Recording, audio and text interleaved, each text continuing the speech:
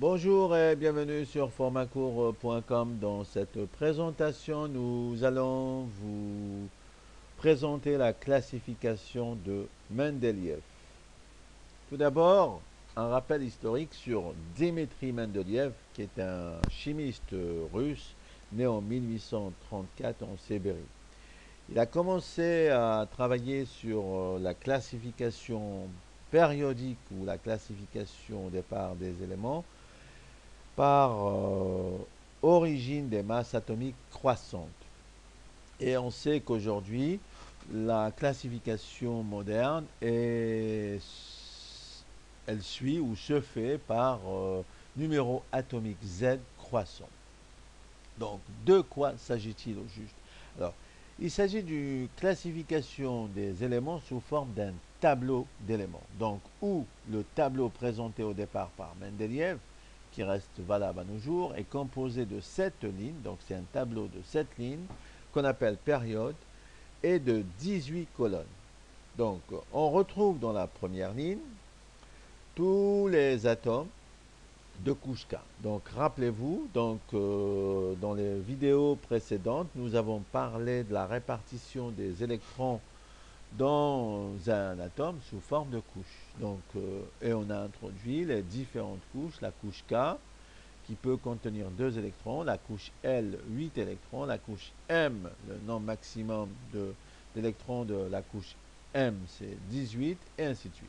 Donc la formule, on a cité, on avait parlé de la formule 2 fois n au carré, où n c'est le nombre quantique principal, ou un entier qui représente les différents niveaux énergétiques de l'atome.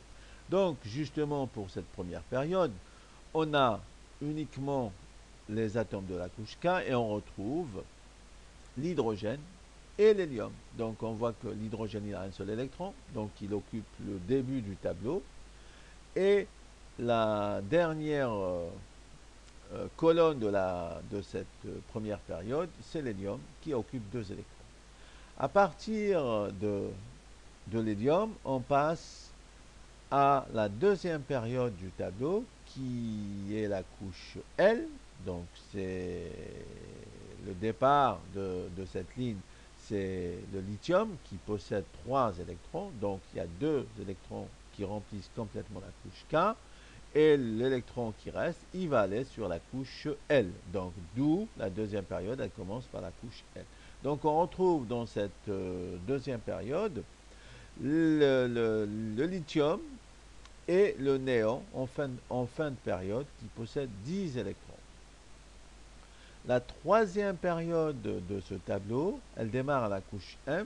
Donc ce sont les électrons qui ont 11 électrons. On retrouve le sodium qui démarre la période avec 11 électrons. Donc on a la représentation du lithium, plutôt du néon, avec un électron qui va sur la couche M. Et cette période-là, elle finit par l'argon qui possède 18 électrons. Donc de la quatrième à la septième période, on retrouve, par exemple, entre la troisième colonne et la 12e colonne, c'est ce qu'on appelle euh, les métaux ou les 38 métaux de transition. Et entre les deux, à l'intérieur, on retrouve une classification de lanthanides. Ce sont des métaux brillants avec un éclat argenté, parmi lesquels on retrouve le néodyme. Et les actinides, ce sont des métaux mous, brillants, parmi lesquels on retrouve le plutonium. Donc si on regarde un peu l'aspect euh, du tableau périodique tel qu'il est connu actuellement, on a la chose suivante. Vous voyez, la classification, on retrouve la classification de Mendeleïev, c'est-à-dire 7 lignes, un tableau à 7 lignes et 18 colonnes, à la différence de Mendeleïev qui classait les éléments par ordre de masse atomique croissante. Le classement actuel se fait par ordre de numéro atomique croissant, c'est-à-dire Z, le nombre d'électrons ou de protons. Donc, vous voyez ici, comme on l'a dit, donc la première ligne, elle commence par l'hydrogène, elle se finit par l'hélium, donc l'hydrogène, il a un électron, l'hélium, il a deux électrons, et on est toujours dans la couche K. La deuxième ligne, elle commence par le lithium, trois électrons, elle finit par le néon, donc on est dans la couche L. La troisième ligne du tableau, elle commence par le sodium, et elle se termine par l'argon, sodium 11 électrons, l'argon 18 électrons. Et entre la quatrième et la septième ligne, on a en rouge ici, entre la troisième et la 12e colonne, tous les métaux qu'on appelle les métaux de transition. On retrouve par exemple, à titre d'information, vous avez ici le mercure, vous avez l'or qui est un métal de transition, vous avez le, le, l'argent, le cuivre, le zinc, le nickel, le cobalt, le fer, ainsi de suite. Et vous voyez ici une encoche dans ce tableau où on retrouve les deux lignes la ligne des lanthanides et la ligne des actinides. Donc, les lignes qu'on a introduites ici, on a dit les lanthanides, ce sont des métaux brillants, et les actinides, des métaux mous brillants, on retrouve le néodyme et le plutonium. Donc si je regarde ici le plutonium, il est ici, et le néodyme, il est juste, hop, allez, ici. Donc voilà pour la classification introduite initialement par Mendeleïev et remaniée de nos jours par numéro atomique croissant.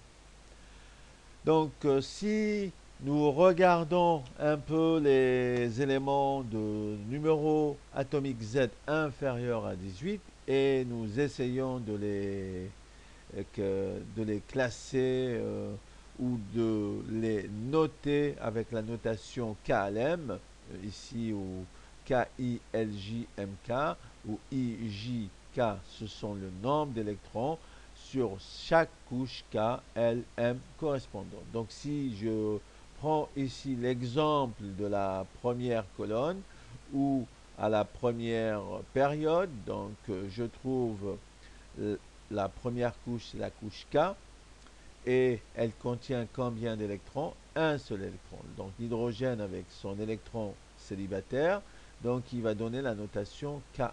Donc K1 ou hydrogène, c'est notation équivalente.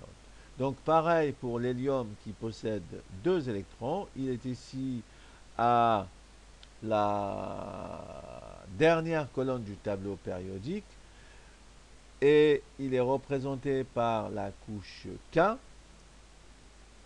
qui possède deux électrons ou qui est complètement remplie.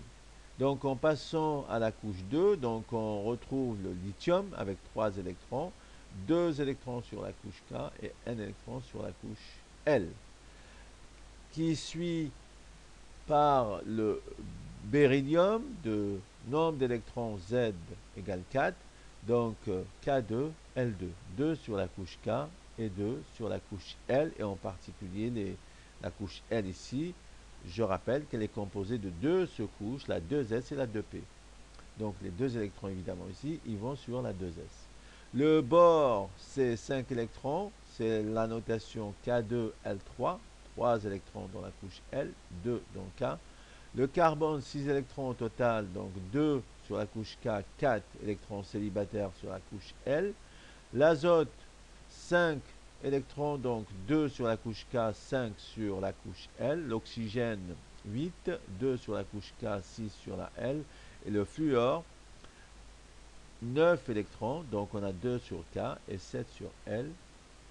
Et le dernier de la ligne de la période 2, le néon, avec 10 électrons. Donc la couche 3 ici, si on regarde la couche 3, et qui commence par le sodium, donc il y a 11 électrons, donc vous voyez bien que on a 2 électrons sur K, la couche K, 8 sur la couche L et un électron sur la couche M. De la même façon pour le magnésium, K2L8M2, l'aluminium 13 électrons, K2L8M3, silicium K2L8M4, le potassium,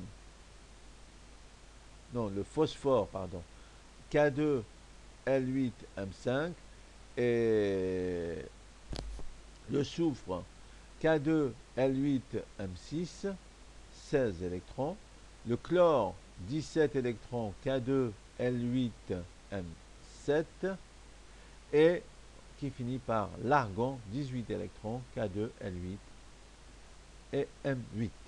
Donc vous voyez ici les différentes notations pour un numéro atomique Z inférieur ou égal à 18, c'est-à-dire qui va de l'hydrogène jusqu'à l'argon. Donc pour les atomes ou les éléments de numéro atomique Z plus grand que 18, le remplissage se complique. Il ne suit plus cette règle-là euh, de base ou qu'on a appelé dans les précédentes vidéos règle linéaire de, entre guillemets, de remplissage, mais il suit une autre règle empirique qu'on appelle la règle de Klekowski. Alors, si nous résumons un peu cette règle par ce schéma-là, vous avez donc le niveau 1, un S, le niveau d'énergie 2 qui contient 2, la couche 2, la couche K avec deux secouches, la 2S et la 2P. Le niveau d'énergie 3, ici 3, qui représente le niveau d'énergie, qui contient 3 secouches, la 3S, la 3P, la 3D. Et ainsi de suite jusqu'à la 7e couche, 7S, 7P, 7D, 7F, ainsi de suite.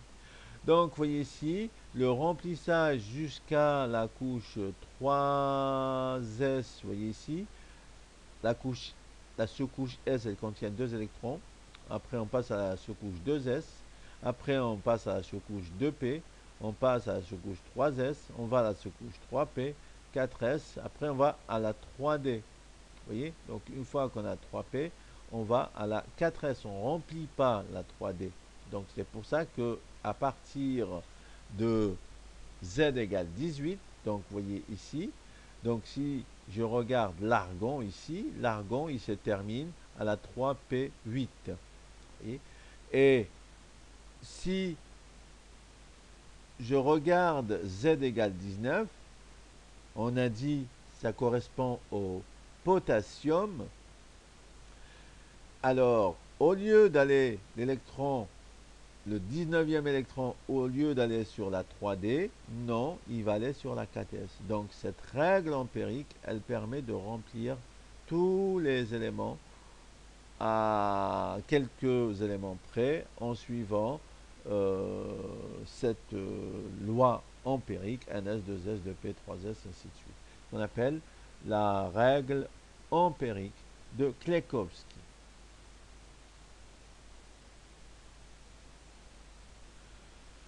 Si maintenant nous regardons quelques propriétés de quelques familles de ce tableau périodique, nous avons, vous voyez, la première colonne, ici, nous regardons la première colonne du tableau et nous remarquons, elle est appelée la colonne des alcalins.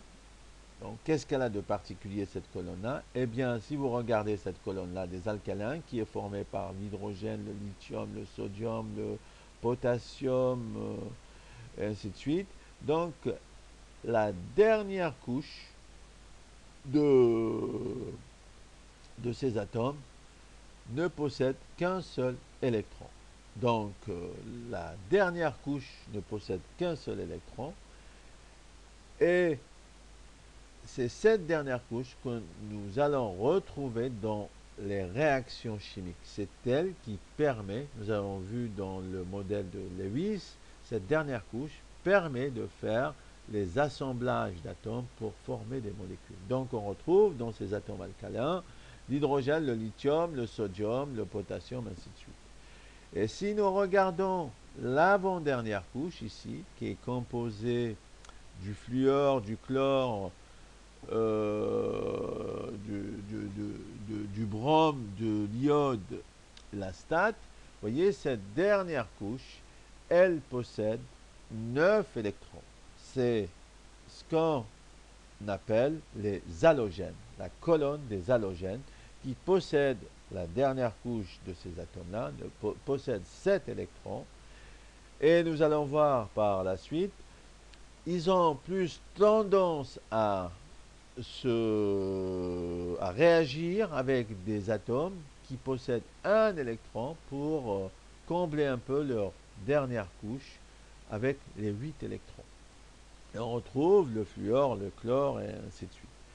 La dernière couche de ce tableau périodique, si nous regardons la dernière couche de ce tableau périodique, donc vous voyez qu'elle est composée des atomes l'hélium qui possède 2 électrons sur sa dernière couche et le reste des atomes, le néon, l'argon, le krypton, le xénon et le radon, elle est composée de 8 électrons. Donc on les appelle, cette colonne-là, on les appelle la colonne des gaz rares. Ce sont des atomes stables qui réagissent peu avec des éléments chimiques.